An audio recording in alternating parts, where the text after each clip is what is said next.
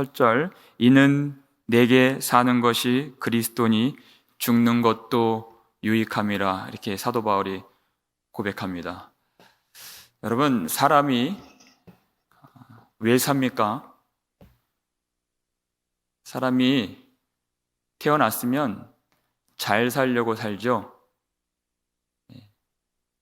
한 번 있는 인생 잘 살아보려고 정말 많은 노력을 하고 애를 쓰면서 삽니다. 할 수만 있으면, 허락이 된다면 내 인생에서 좋은 것을 택하고 무익한 것을 버리면서 그렇게 노력하며 삽니다. 잘 산다는 것은 다른 말로 내가 안 죽고 싶다는 말일 수 있습니다. 사람들에게 죽는 것은 끝을 의미하고 내 가장 귀한 생명을 상실하는 것을 의미하고 절대적인 실패를 의미하고 무익한 것을 의미하기 때문에 안 죽고 잘 살려고 몸부림치면서 그렇게 사는 것입니다. 그런데 바울은 그런 보통 사람들과 다른 관점으로 죽는 것도 유익함이라 이렇게 말하고 있습니다. 간혹 그렇게 비슷한 어조로 말하는 사람이 있죠. 혹시 여러분 주변에 그렇게 말하는 사람이 있습니까? 내가 죽지 못해 산다. 혹시 주변에 그런 분 계신다면 여러분 잘 돌봐주시길 바랍니다. 내가 죽는 게 더 낫다는 말이죠. 그 말은 사는 게 그렇게 고통스러울 수 없다는 의미예요. 그런데 바울이 그런 의미로 이렇게 죽는 것이 유익함이라 말했을까요? 아니죠. 그렇게 말한 것이 아닙니다. 그 앞절을 보니까, 그 전반부를 보니까 내게 사는 것이 그리스도니, 내 안에 예수님께서 사시기 때문에 그렇게 고백할 수 있는, 우리 많이 살펴봤지만 우리 21절을 우리가 잘 해석해주는 그 말씀을 한 번 더 천천히 보길 원합니다. 갈라디아서 2장 20절 말씀 우리 함께 읽어보겠습니다.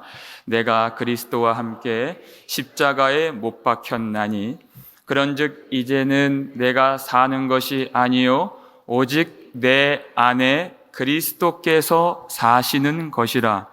이제 내가 육체 가운데 사는 것은 나를 사랑하사 나를 위하여 자기 자신을 버리신 하나님의 아들을 믿는 믿음 안에서 사는 것이라. 아멘. 이제는 내가 사는 것이 아니요 오직 내 안에 그리스도께서 사시는 것이라. 여러분, 이 고백이요 정말 강력한 고백입니다. 여러분, 내 안에 예수님께서 사시기 때문에 원래 내가 가졌던 그 내 생각이 있잖아요. 그리고 내 그 가치관들이 있고, 나도 내 계획이 있고, 내 소망이 있고, 내 꿈이 있고, 내 목적이 있고, 내 삶의 방식이 있습니다. 그리고 내 주도권이 있지 않습니까? 그런데요, 예수님이 내 안에 사시기 때문에 그런 것들이 다 의미가 없어지는 것이에요. 왜냐하면 예수님은 지극히 높으신 분이시고 지극히 강하고 위대한 분이시고 크신 분이시기 때문에 그것들이 보이지 않고 존재 자체가 다 사라지게 되는 것입니다. 여러분, 며칠 전에 한국에 큰 태풍이 있었죠? 링링이라고 하던가요? 그게 오니까 뉴스를 보니까요, 큰 컨테이너가 막 굴러가고요, 그저 그 아파트 외벽이, 지붕이 그 종이장처럼 찢어지는 거 보셨죠? 그 뿌리 깊은 나무가 뿌리채 뽑혀서 그렇게 뒤집어지잖아요. 그 강력한 것이 초속 30m, 40m, 50m 이 바람이 부니까요, 그렇게 그 무거운 그 건물들, 자동차들이 뒤집히고 날아가고 그런 일들이 벌어지는 것이에요. 여러분, 예수님은 창조의 주가 되십니다. 심판의 주님이 그보다 더 강력한 권세로 우리 안에 거하시는데, 여러분, 아무리 내 생각에 뿌리가 깊고 내 존재의 목적과 내 그 주도권이 그렇게 박혀있다 할지라도 그런 것들이 다 날아가게 되어 있는 거예요. 존재 자체가 사라지고 뒤집어지고 그렇게 뽑혀 버리게 되는 것입니다. 그게 예수님의 임재고 내 안에 예수님 사시는 것입니다. 내가 계획이 있을 수 있지만 그것은 내 계획이 아닙니다. 예수님 계획만 내 안에 남는 것입니다. 내가 소망을 가질 수 있지만 그건 내 소망이 아닙니다. 주님의 소망만 우리 안에 거하도록 하시는 것입니다.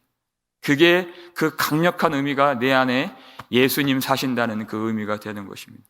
여러분, 그 강력한 힘, 그 뿌리 깊었던 나의 그 존재까지 다 뽑히고 뒤집어지는 그 일들이, 그 힘이 어떤 힘일까요? 사도 바울은 그 강력한 바람 같은 그 힘을 뭐라고 얘기하냐면 이 말씀 속에 있어요. 내가 육체 가운데 사는 것은 나를 사랑하사, 그 사랑을 보았다는 것입니다. 나를 위하여 자기 자신을 버리신 하나님의 아들을 믿는 믿음 안에서 사는 것이라. 그 강력한 힘이 어디서 나옵니까?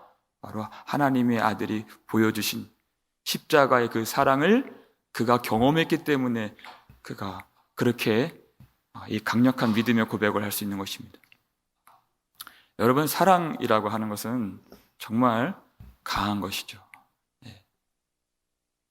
죽음까지도 뛰어넘는 것이 사랑의 힘인 것입니다.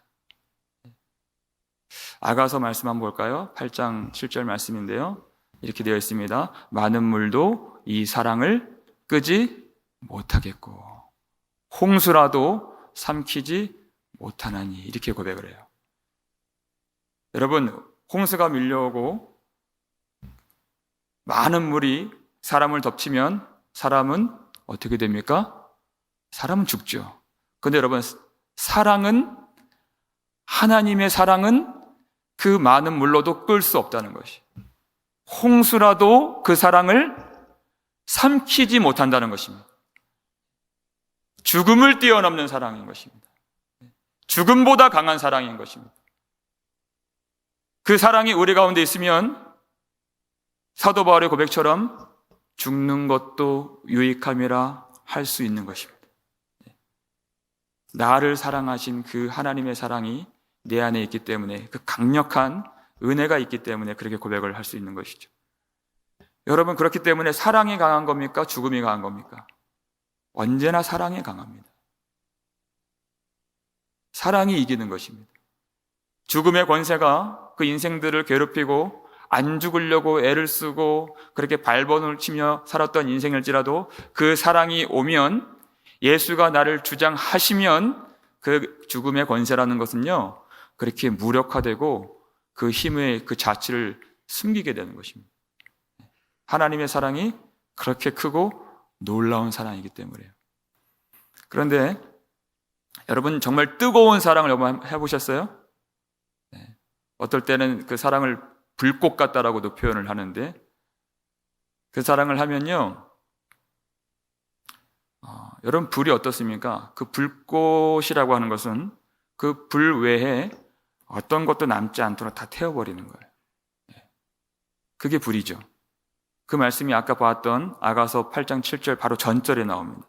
6절 한번 보시면요, 함께 읽겠습니다. 너는 나를 도장같이 마음에 품고 도장같이 발에 두라. 사랑은 죽음같이 강하고 질투는 수월같이 잔인하며 불길같이 일어나니 그 기세가 여호와의 불과 같으니라 그랬습니다. 사랑이, 그 불꽃이 여호와의 불 같은 그 기세가 모든 것들을 다 사른다는 의미예요.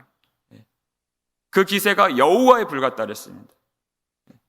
여러분, 히브리서 12장 29절 보면 그런 말씀이 있죠. 하나님에 대한 정의를 내릴 때 우리 하나님은 소멸하는 불이심이라, 이런 말씀도 있어요.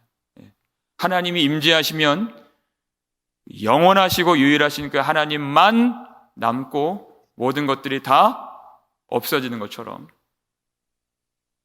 그 사랑도 마찬가지로 그 사랑이 임하면 그 사랑 외에 모든 것들을 다 사르고 모든 것들을 다 태워버리는 그 여호와의 불 같은 사랑이라는 것입니다.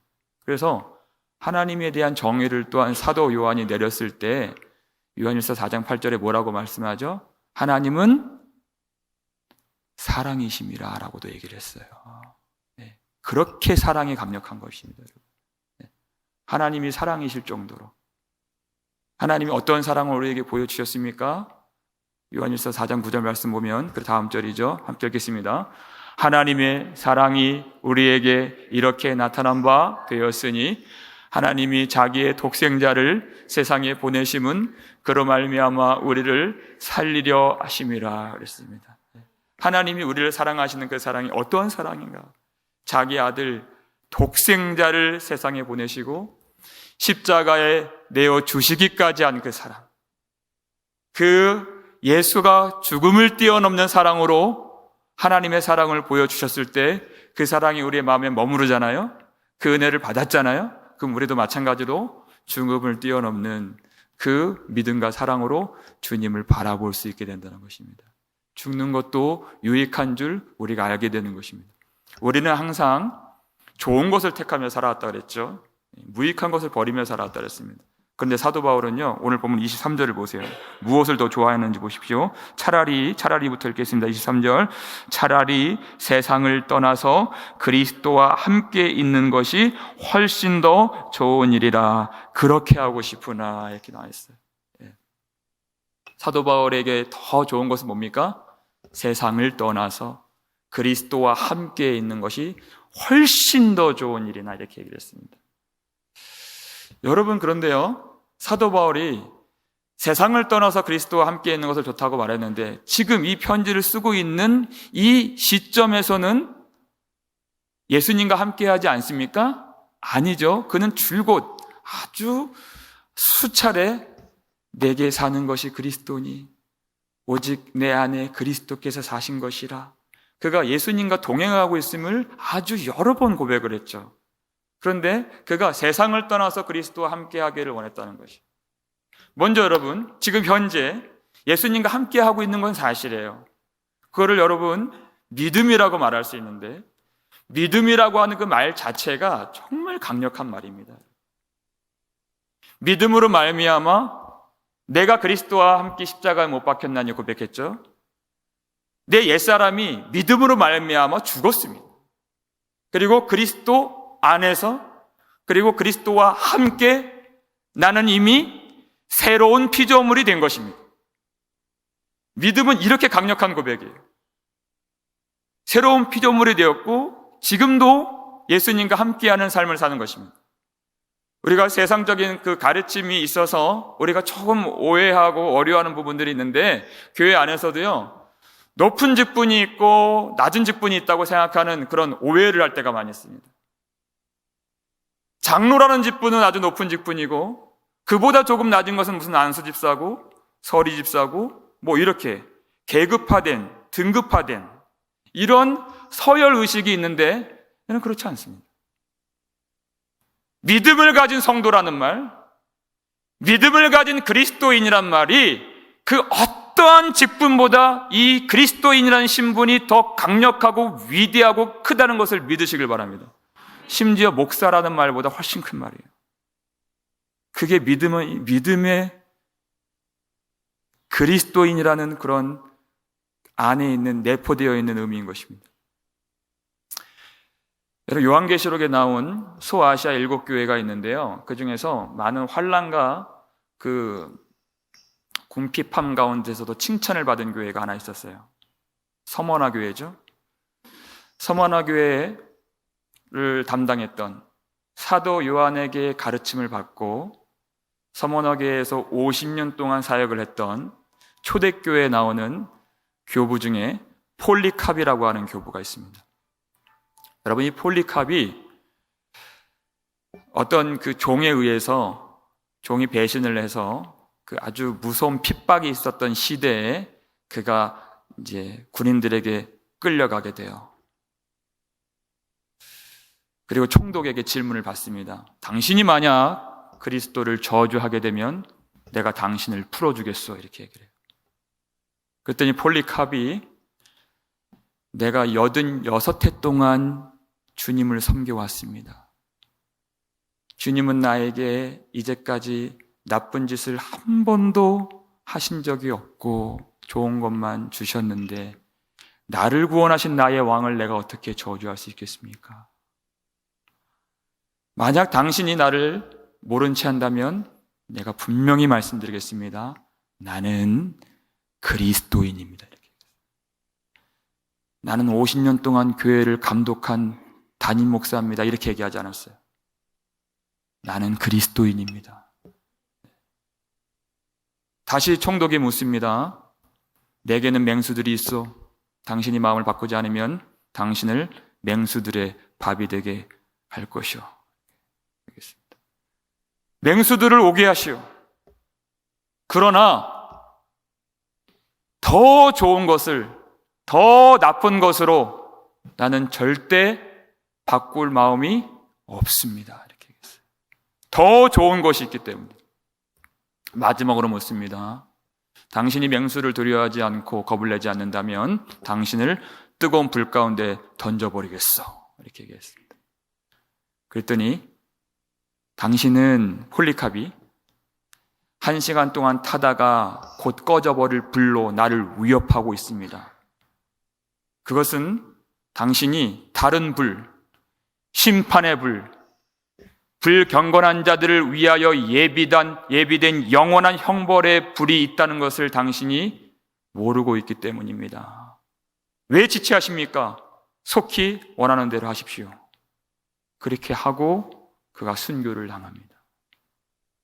더 좋은 것을 위해서 덜 좋은 것을 그가 버린 그리스도인의 삶을 살았다는 것입니다.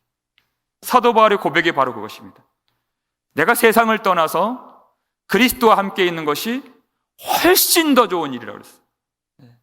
지금도 좋습니다. 지금도 예수와 함께하고, 지금도 사랑하고, 지금도 기뻐하고, 지금도 주님을 섬기고, 지금도 주님과 함께해요. 하지만 훨씬 더 좋은 것, 지금 사랑하는 것보다, 지금 함께하는 것보다 비교할 수 없는 그 사랑과 기쁨으로 주님과 연합하는 그것. 마치 여러분 지금 우리가 신앙생활 하는 것은 연애하는 것으로 설명할 수가 있습니다. 여러분 중에는 중매 결혼하신 분도 있고 또 연애 결혼하신 분도 있으시잖아요. 근데 연애할 때 여러분 그 마음과 그 감정이 어떻습니까? 얼마나 그 설레이는 마음이 있습니까? 데이트하고 연애하고 그 만나는 그 하루 시간이 어찌 그리 빨리 가고 또 아쉬워서 그렇게 집까지 바래다 주고 그렇게 할 때 여러분 그 어떤 마음이 들죠? 이 연애를 빨리 끝내고 결혼하고 싶다라는 마음을 갖게 되죠. 연애할 때 그 사랑보다도 결혼을 해서 그 온전한 사랑을 이루는 것을 모든 사람들이 다 바라는 것처럼 이건 너무나도 당연한 것입니다. 만약 여러분 연애할 때 남자친구가 사랑한다고 말은 하지만 계속 연애만 하자 그러면 어떻게 해야 돼요? 빨리 갈아치워야 되죠. 그걸 진실한 사랑이라고 우리가 인정할 수 있겠습니까? 그럴 수는 없는 것처럼 그렇게 할 수 없죠. 사도 바울은 더 좋은, 지금은 희미하게 알고 지금은 연약하고 부분적으로 주님을 알고 사랑하지만 그때에는 그렇게 얘기하잖아요. 그때에는 주님이 나를 아시는 것처럼.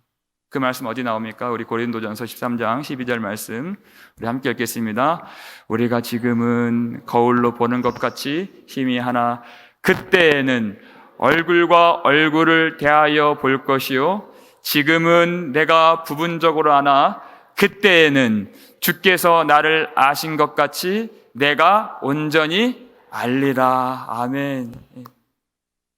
지금 주님과 사랑하는 것, 지금 주님을 기뻐하는 것 맞습니다. 그런데 그때하고는 그때 주님을 알고 사랑하는 것과는 비교가 안 되는 것이에요.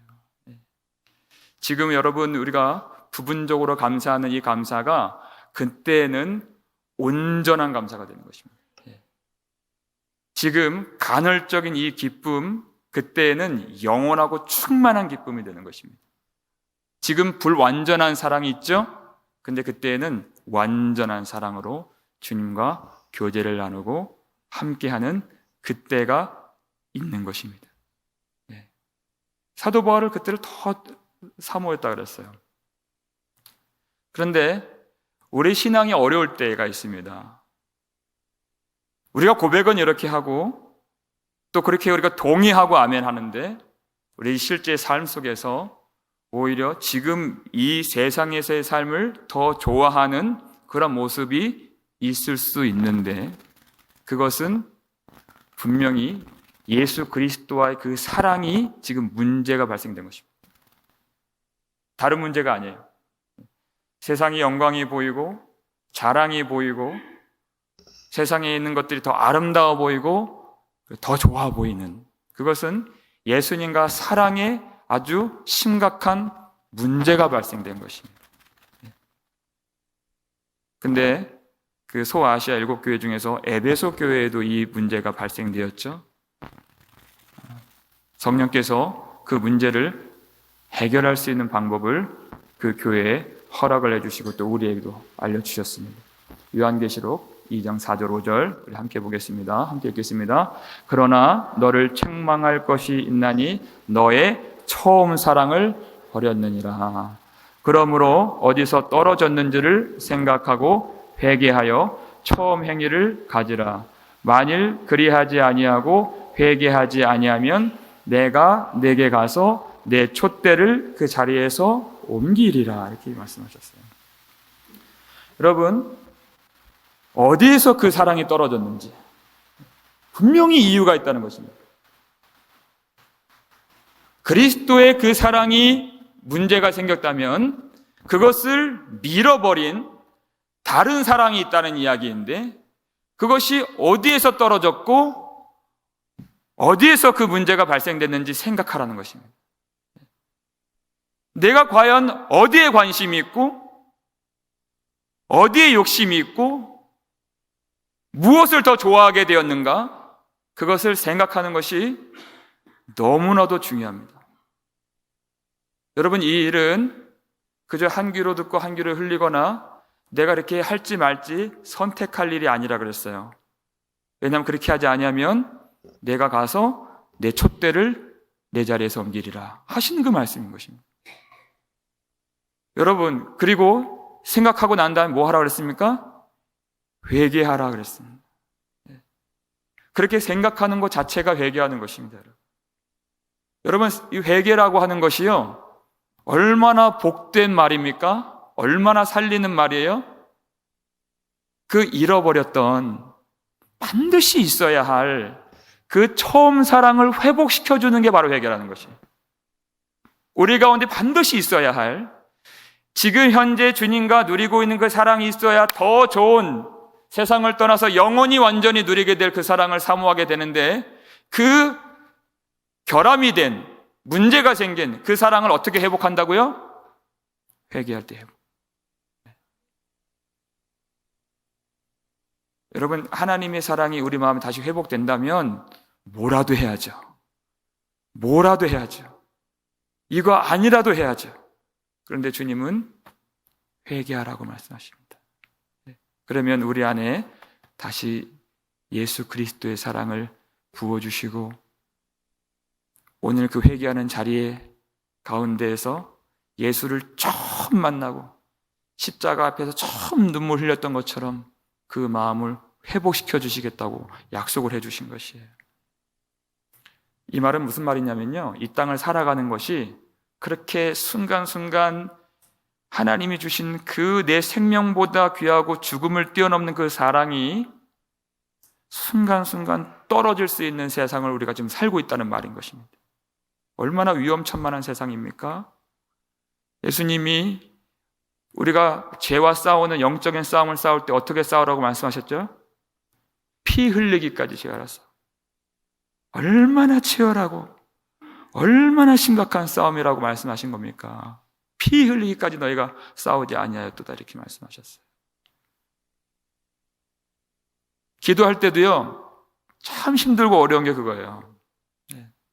그래도 여러분보다 제가 목사기 때문에 기도를 더 잘해야 하지 않겠습니까? 그런데 항상 기도할 때마다 많은 순간 참 기도가 어려워요.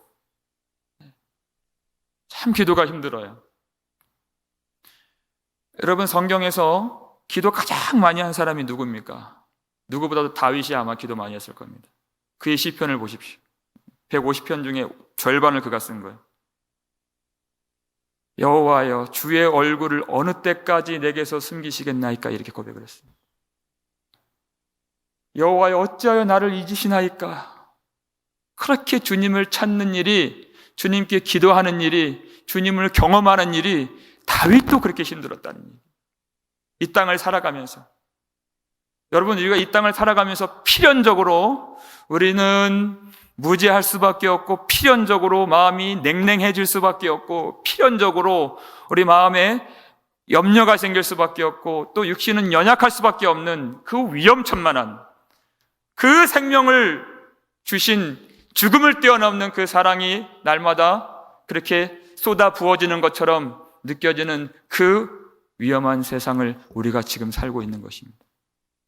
여러분, 이것을 돌려 말하면 무슨 뜻이냐면, 그렇기 때문에 이것을 안다면 그날 그때는 주님이 나를 아시는 것처럼 내가 주님을 보게 되는 것, 그때는 내 연약한 사랑이 완전해지는 그날, 내 불완전한 그 믿음이 그때 완전해지고, 내 주님을 향한 그 기쁨과 감사와 찬양이 온전해지는 그 날이 얼마나 기다려지겠느냐는 얘기예요. 이 험악한 세상을 살면서 그렇게라도 하나님은 우리의 본향이 되는, 하나님이 그 계신 곳을 사모하게 하시고 바라보게 하시고 또 눈물로 기다리도록 그렇게 날마다 연약함 중에서도 강한 은혜를 부어주고 계신다는 것입니다. 바울은 그렇게 하고 싶다 그랬어요. 그런데 여러분, 바울은 자기 소원대로 하지 않고 오늘 본문을 보니까요, 또 다른 어떤 갈등이 있습니다. 24절을 먼저 볼까요? 본문 24절 함께 읽겠습니다. 내가 육신으로 있는 것이 너희를 위하여 더 유익하리라 그랬어요. 23절을 보니까요, 내가 그 둘 사이에 끼었으니, 이런 표현을 합니다. 또 22절을 보니까 무엇을 택해야 하는지 나는 알지 못하노라 이렇게 얘기했습니다. 여러분, 바울이 살든지 죽든지 하는 그 일에 대해서 그가 선택을 할 수 있는 일입니까? 내가 살고 죽는 것을 내가 정할 수 있어요? 근데 그는 그 둘 사이에 끼어 있다고 얘기를 하고 있는 것입니다. 마치 자기가 선택을 할 수 있는 것처럼 그렇게 이야기를 하고 있죠. 여러분, 이게 무슨 말이냐면요, 바울이 어떤 다른 초대교회에 순교했던 그 믿음의 선진들보다 더 작은 믿음의 사람이 아닙니다. 그는 언제라도 그 자기의 그 피 묻은 전투복을 벗어버리고 넓은 품으로 안아주시는 그 하나님의 나라, 자기를 위하여 예비된 그 의의 면류관이 있는 그 나라를 정말 사모했어요. 정말 가고 싶어 했습니다. 그런데 그 마음만큼 또 한 가지 사랑이 있다는 것입니다. 그것이 어떤 선택지가 없다면 그도 편하게 순교를 작정하고 이 감옥 생활을 할 수 있는데, 근데 그 사랑만큼이나 뜨겁게 일어나고 있는, 어떻게 해야 할지 모를 만큼의 그 뜨거운 사랑 하나가 그 속에 발견되었다는 거예요. 그 사랑이 무엇입니까? 바로 빌립보 교회를 향한 사랑이라는 것입니다. 내 안에 예수의 생명을 주셔서 내 안에 심어주신 그 하나님의 사랑, 그 많은 물로도 끌 수 없고 홍수로도 덮을 수 없는 그 사랑이 있는 것만큼 예수의 몸이 된 그 교회를 위한 그 사랑, 예수의 핏값으로 세우신 그 교회를 위한 사랑도 그 마음속에 있어서, 그 사랑도 많은 물로도 끌 수 없고 홍수로도 덮을 수 없는 그 사랑이기 때문에 그가 이 둘 사이에 끼어서 어떻게 해야 될지 모르겠다고 하는 그 고백은 바로 교회를 향한 사랑 때문에 나온 고백이라고 하는 것입니다. 그런데 그가, 내가 그렇기 때문에 내가 여러분 정말 보기를 소망합니다. 내가 살아나가서 하나님 은혜 주셔서 여러분 다시 만나서 그 전에 여러분에게 예수 그리스도의 그 피 묻은 십자가의 복음을 전했던 것처럼 내가 여러분 정말 보기를 간절히 원하고 있습니다. 이 정도로만 고백을 해도 우리가 충분히 그 마음을 이해를 하죠. 그런데 25절에 뭐라고 말하냐면요. 우리 25절 함께 읽겠습니다. 내가 살 것과 너의 믿음의 진보와 기쁨을 위하여 너의 무리와 함께 거할 이것을 확실히 아노니 이렇게 얘기했어요. 확실히 아노니. 뭘 알았다고 했습니까? 내가 살 것과 이렇게 했어요. 이 말은요, 내가 살아서 나갈 것과 이렇게 얘기하는 거예요. 어떻게 이것을 확신할 수 있죠? 그가 살아서 나가고 또 여러분의 믿음의 진보를 위하여 다시 복음을 전하고 내가 예수와 함께 기뻐하는 것처럼 여러분과 함께 기쁨을 누릴 것을 내가 확실히 압니다. 이렇게 얘기했어요. 저는 이 표현이 너무나도 의아했어요. 내가 소망합니다. 내가 기도합니다. 내가 그렇게 되기를 원하니 여러분도 기도해 주십시오. 이렇게만 얘기해도 충분할 것 같은데 그는 이미 하나님이 그렇게 정하신 것처럼 내가 확신하노라 이렇게 얘기했습니다. 여러분 이 단어가 어디에 쓰인 단어인지 아십니까? 우리 많이 살펴봤던 1장 6절에 나오는 단어예요. 너희 안에서 착한 일을 시작하신 이가 그리스도 예수의 날까지 이루실 줄을 우리는 확신하노라. 이 확신하노라의 단어가 내가 확실히 하노라라는 단어예요. 똑같은 단어예요. 여러분 이 확신한다는 것은 누구에 대한 믿음입니까? 하나님에 대한 믿음이죠. 너희 안에서 착한 일을 시작하신 이 바로 하나님. 그 교회를 세우시고 교회를 위한 계획을 갖고 계시고 그리고 지금은 엉성하고 지금은 연약하고 지금은 모자람이 있지만 그 교회를 예수의 날까지 완성해 가실 그 하나님을 향한 그 믿음의 고백이 바로 6절입니다. 여러분 이 사도 바울이 그토록 가고 싶었던 이 빌립보 교회를 상황을 한번 생각해 보시면 성경에 있는 많은 어떤 그런 근거들을 추적해 보면요. 이 빌립보 교회는 지금 현재 상황에 그 로마라고 하는 그 정부에 아주 심각하고 무서운 핍박 속에 놓여 있는 교회입니다. 또 고린도후서 8장 2절 말씀을 보니까 이 교회는 아주 극심한 가난 가운데 있었던 그런 교회라고 그랬어요. 그리고 환난의 많은 시련 가운데 놓여 있는 교회라고 그랬습니다. 그리고 이 교회도 여느 교회와 마찬가지로 두 파로 갈려서 심각한 분열의 위험 가운데 있는 그런 아주 어려운 교회라고 그랬어요. 근데 사도 바울은 그 교회 속으로 지금 들어갈 줄을 확신하고 있는 것입니다. 이 교회를 예수의 날까지 이루실 것을 완성하시고 하나님의 뜻이 하나도 모자람이 없도록 완전히 성취하실 것을 그가 확신하고 있다는 것이에요. 여러분 제가 이 대목을 이 생각할 때 얼마나 제가 부끄럽고 하나님 앞에서 죄송한 마음을 가졌는지 모릅니다. 정말 눈물로 회개했습니다. 우리가 교회를 섬기고 말씀을 전하고 또 주의 일을 한다고 하면서 이 사도 바울이 가진 내가 살 것과 여러분의 믿음의 진보와 여러분과 함께함으로 그 기쁨을 누릴 것을 확실히 아노라 이렇게 그 믿음 갖지 못한 것에 대해서 그리고 그 연약한 교회에 대한 그 하나님의 성취를 믿지 못한 것에 대해서 너무 많이 하나님 앞에 회개하는 마음을 가질 수밖에 없었습니다. 마치 저는 그 찬송가 302장 우리 아까 전사님이 찬양하셨던 그 302장 찬양 3절을 보면 저와 같은 사람들 나옵니다. 많은 사람이 얕은 물가에서 저 큰 바다 가려다가 뭘 봤죠? 찰싹거리는 어떤 파도? 작은 파도 보고 마음이 졸여서 못 가네 그렇게 고백하는 사람처럼 작은 문제예요. 작은 갈등이에요.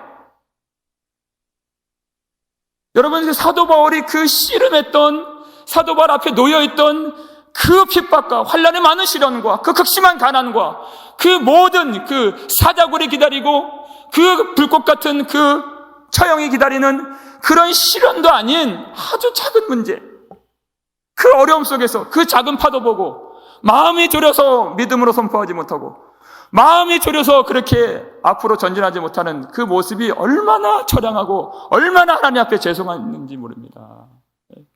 사도 바울은 어떤 사람입니까? 그 찬양 4절 말씀처럼 자 곧 가거라 이제 곧 가거라 저 큰 은혜 바다 향해 자 곧 내 노를 저 깊은 데로 가라 망망한 바다로 그랬습니다.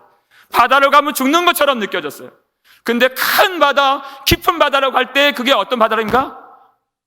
주 예수의 은혜 바다로 그 망망한 바다로 나아가라는 것입니다. 내 마음껏 저어가라는 것입니다. 자기에게 선택권이 있는 게 아닙니다. 그렇지만 내가 살 것을 믿었다 그랬어요. 믿음의 진보를 믿었다 그랬습니다. 함께 예수님과 함께 기뻐하는 것처럼 그 교인들과 함께 기뻐하는 그것을 그가 확실히 하노라 그랬습니다. 그것은 하나님이 그렇게 해 주실 것을 그가 믿었다는 것입니다. 자기를 믿었다는 것이 아니에요.